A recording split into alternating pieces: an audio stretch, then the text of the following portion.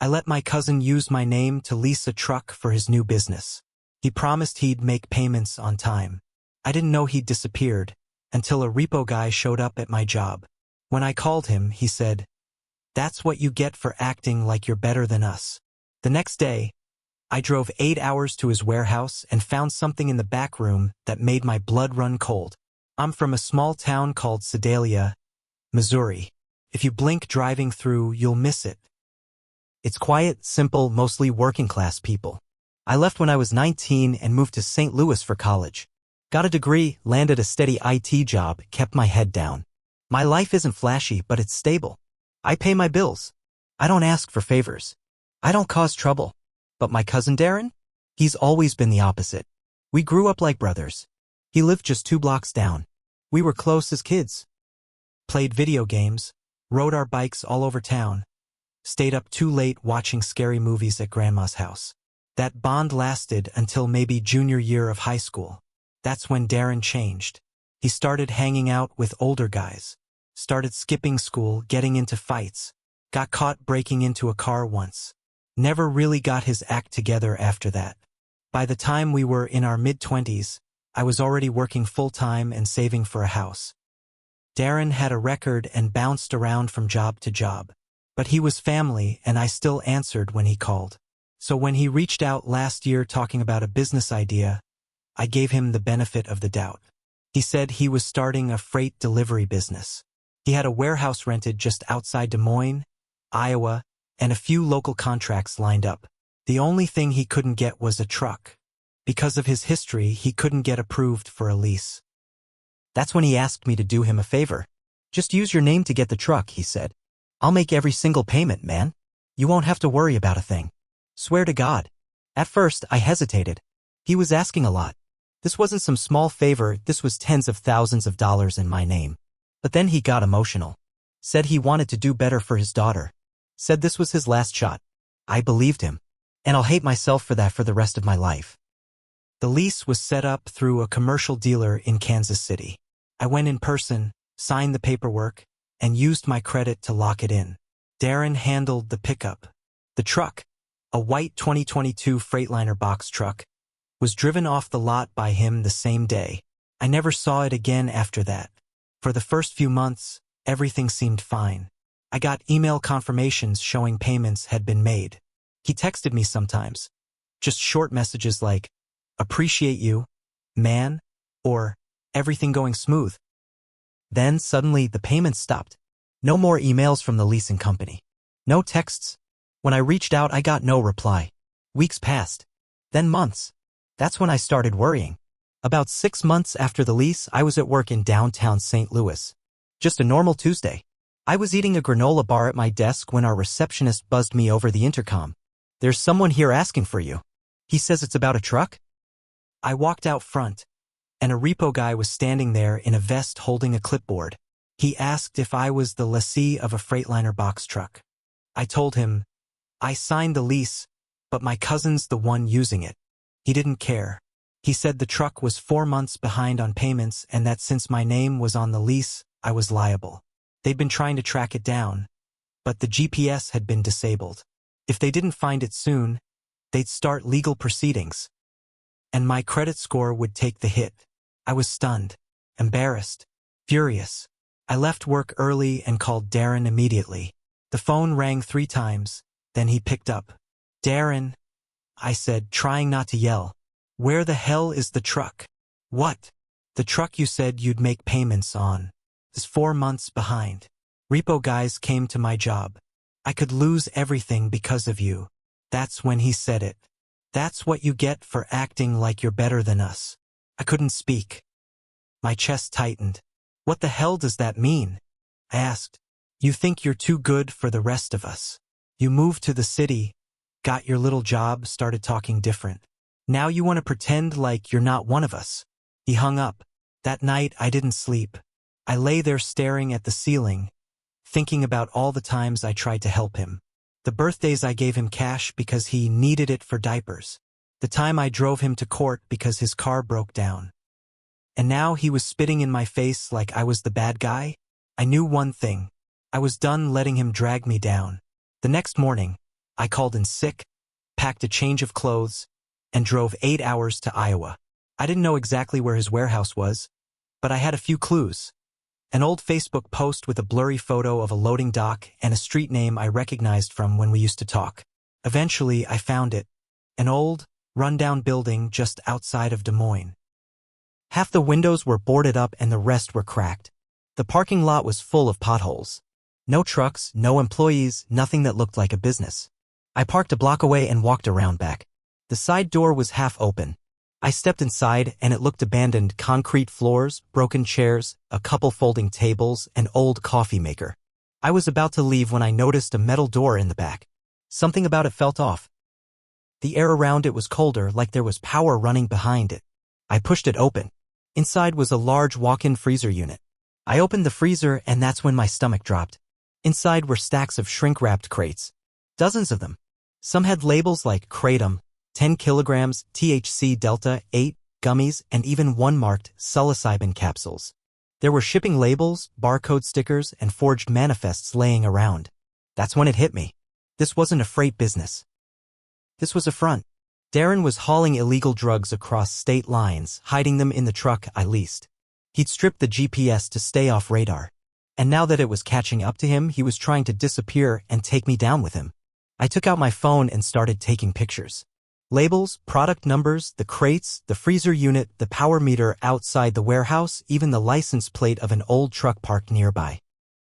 I drove back into town and went straight to the DA field office in Des Moines. I showed them everything. The photos, the lease paperwork, Darren's name, the warehouse location. At first, they didn't say much, but I could tell by their faces that I wasn't the first person to mention his name. I handed them my phone. They started asking questions. I answered everything I could. They told me they'd been watching Darren's movements but didn't have enough evidence to move in. Until now. 2 days later, they raided the warehouse. They found the truck in a nearby garage covered with a tarp with fake plates and more drugs inside. Darren wasn't there, but they picked him up a few hours later when he tried crossing into Illinois. He didn't go quietly. Screamed that someone had betrayed him. He knew it was me. He called me that night from jail. I didn't answer. He left a voicemail saying I ruined everything and that he'd never forgive me. I deleted it without listening to the rest. After the raid, I thought things would quiet down. I thought maybe that was the end of it. But it wasn't. 2 weeks after Darren was arrested, I got a letter in the mail. It was from a lawyer in Kansas City. The leasing company was suing me for damages to the truck and for breach of contract. They said the vehicle had been altered, the GPS stripped, the inside damaged from improper cargo. The total was over $68,000. I couldn't believe it. I'd done everything I could. I'd reported Darren. I'd cooperated with the feds. I wasn't even the one using the truck. But legally, none of that mattered. The lease was in my name. I called a lawyer of my own, one I could barely afford. He was honest with me. You're not criminally liable, he said, but they're coming for your wallet. This could get ugly. And it did. They froze one of my bank accounts. I couldn't use my credit card. I was getting letters from collections and constant calls from numbers I didn't recognize. I started getting anxiety just hearing my phone ring. My landlord even called me into his office because someone had looked into my rental records after the lawsuit was filed. My name was getting dragged through the mud. And I hadn't even done anything wrong except trust Darren. I kept checking the news every day, waiting for some kind of update on his case. Weeks passed. Then a month. Then another. I finally found a local article buried online. Darren had made bail. Someone posted $20,000 to get him out of Polk County Jail. That hit me harder than anything else. He was free, walking around, maybe even laughing about what he pulled, while I was drowning in debt, one bad break away from losing my apartment. But the part that made me feel sick was this. The bail had been posted by his girlfriend, Macy. Macy used to work at a vape shop in Sedalia. I remembered her. Blonde. Always wore those giant fake lashes and talked too loud. But she wasn't stupid. I remembered Darren bragging once that she knew people in Oklahoma and moved product for someone before they met. It didn't take much digging to find her Facebook profile. She hadn't posted in months, but her cover photo was new. It was a picture of her standing in front of a black SUV, and in the background, behind her elbow, was the tail end of a white Freightliner truck. Same make, same model. I zoomed in. The company logo had been scraped off, but the outline was still visible under the dirt. They still had the truck. Darren had lied to the DEA. Or worse, he'd given them a different truck and hidden the original one. I sent the photo to the agent I'd spoken to before. He didn't reply right away. Then, 3 days later, I got a call. "You didn't hear this from me," the agent said. "But you were right. We traced the VIN. That truck never made it into evidence. He swapped it." He told me they were reopening the investigation. Darren had manipulated the raid. The truck they seized was a decoy, older, barely functional, and packed with just enough product to make the bust look real. But the real operation had gone underground, and I was now their key witness. A few days later, someone broke into my apartment. I came home from work to find my front door cracked open and my kitchen drawer dumped out. My laptop was gone. My hard drive too. The only thing they didn't take was my TV. It wasn't a normal robbery. It was someone looking for specific things. I reported it to the police. They wrote up the report, shrugged, and told me to get better locks. I called the DEA again. They told me, "Lay low. Don't talk to anyone from that side of the family. Don't go back to Sedalia." That's when I realized this wasn't just about Darren anymore. This went deeper. He wasn't some one-man scam artist. He was part of something bigger. And I had proof of what he did. I still had the original email chain with the lease contract, text messages, the GPS disable notice from the leasing company, and that photo of Macy with the hidden truck. I backed all of it up on 2 flash drives and mailed one to a friend I trusted in Chicago. I wasn't going to roll over. 2 weeks later, my cousin Vanessa called me out of the blue. We hadn't spoken in years. She lived near Springfield and never got involved in drama. She was the type to work her job, raise her kids, and keep to herself. She said she needed to tell me something. We met halfway at a diner in Columbia. She looked nervous the whole time. "I don't know if I should be saying this," she said, "but Macy's been showing up around town again. Flashy stuff. Expensive purse, new car. Darren's not with her, but people say he's in Oklahoma now." Then she leaned in close and whispered, "They're using your name again. I heard it from someone at the DMV. New license plate registration with your info." That's when it all made sense. Darren didn't just screw me once. He was still using my name for something bigger. And now? I had no choice but to burn it all down. I didn't sleep the night after talking to Vanessa. Every noise outside my window made me jump. I kept thinking about someone using my name again without my permission, probably setting me up for another fall. I checked my credit report the next morning, and there it was. A new vehicle registration had been added.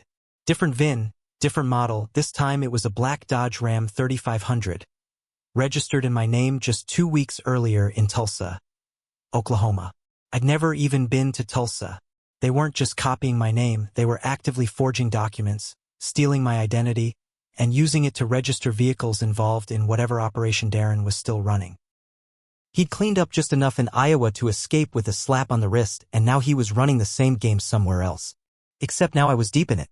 And this time I wasn't going to wait for another repo guy to knock on my door. I took everything I had, every screenshot, every email, every report, and scheduled a meeting with the U.S. Attorney's Office in St. Louis. The agent who met me this time wasn't smiling. He looked pissed. "You said the original truck wasn't recovered," I said, laying out the photo of Macy in front of it. "We're starting to think your cousin staged the whole thing," he admitted. They ran the photo through their system. The plate had been swapped, but a forensic team was able to enhance the partial VIN I captured. Within hours, they traced the real truck to a shipping yard just outside Tulsa. One that wasn't listed on any business registry but sat behind an abandoned factory with private security cameras and no city permits. What they found next hit hard. The truck had been modified, hidden compartments welded into the walls. Smuggling grade. That wasn't just Darren's idea. That was cartel work. The U.S. Marshals joined in. Suddenly this wasn't a state-level screw-up anymore. Darren had crossed over into federal crime, and I had been the guy who opened the door for him. Things got dangerous after that. I was told to stay off social media. A marshal was assigned to check on me weekly. They said there was chatter about someone flipping on a small crew in Iowa. And the name they were throwing around? Mine. I got a call from an unlisted number one night. I answered it, thinking it might be the agent. But it wasn't. It was Darren. His voice was low, calm, not like before. "I know you talked," he said. "You think those people will protect you? You think this ends with me?" I stayed quiet. "Go ahead," he said. "Tell them everything. But don't forget you started this. You're the one who gave them my name." Then he hung up. A week later, Macy was arrested in Tulsa. She tried to drive across state lines with 6 pounds of unregulated Delta 8 THC products and fake manifests in the back of the black Dodge Ram. The one registered under my name. She panicked. She flipped. She told the feds everything. The warehouse in Des Moines was just a starter spot. Darren was part of a loose group moving alternative cannabis products, kratom, and psilocybin through small-town hubs. Legal gray area stuff mixed with full-on felonies. He ran logistics. Macy handled paperwork. Other drivers were paid cash to run routes between Missouri, Oklahoma, and Arkansas. But here was the part that made me go cold. My name was listed as an owner on multiple fake invoices. Macy said Darren used my identity because it was clean. Every truck, every document, every shady paper trail, it led to me, not him. They were building a criminal empire in my shadow. I met with the U.S. attorney again. She didn't sugarcoat it. "If we hadn't already had your cooperation from the start, you'd be looking at indictment papers. You need to understand how close you were to going down for all of it." They offered me protection, asked if I wanted to testify. I didn't even hesitate. I said yes, but I wanted more.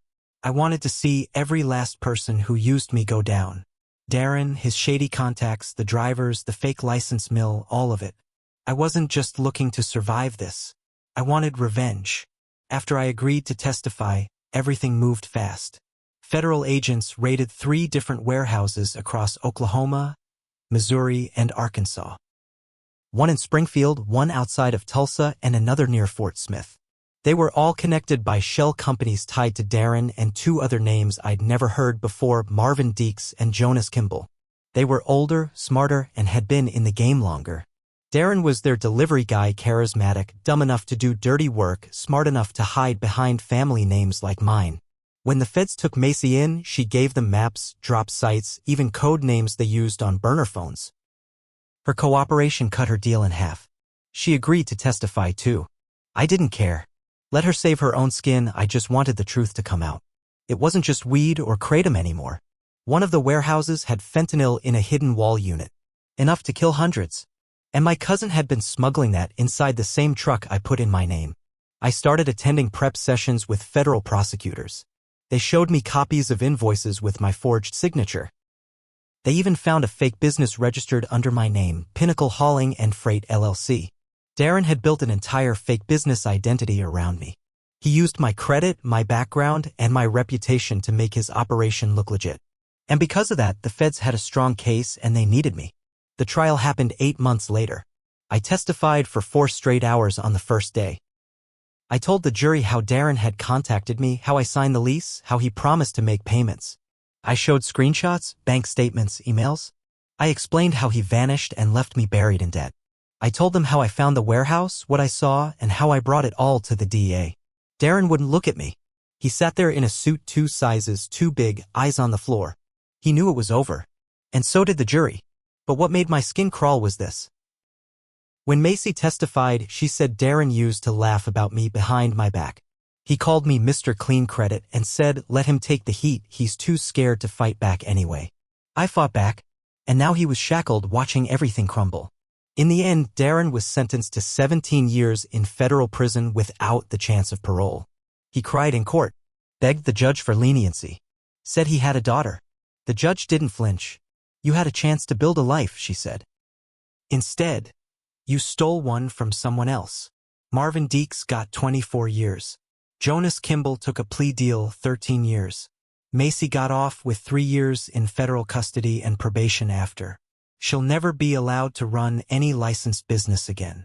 And me? I'm still recovering. The leasing company dropped their lawsuit after the feds confirmed identity fraud and gave them access to the real truck, which was seized and auctioned. I didn't get anything from the sale, but I also didn't have to pay the $68,000 anymore. My credit still took a hit though, and I'm still fighting to remove Darren's fake LLC off my public records. It's not easy. Every loan I apply for gets flagged. I've had to submit proof of the trial, proof of the conviction, affidavits, legal statements. But I sleep at night, because he's not out there anymore. I went back to Sedalia once, a few months after the trial. Just to drive through. A few people I knew growing up gave me weird looks. Some thought I was the bad guy for turning Darren in. I don't care. He burned every bridge. I just poured gasoline on the ashes and lit the final match. Before I left town, I drove by his old house. It was boarded up. Weeds everywhere. Paint peeling. Abandoned, like his so-called future. I parked across the street and just sat there for a minute. Then I pulled out my phone and played his voicemail from that night, the one I'd saved. You think this ends with me? Yeah, it did. It ended exactly with him. And I made sure of it.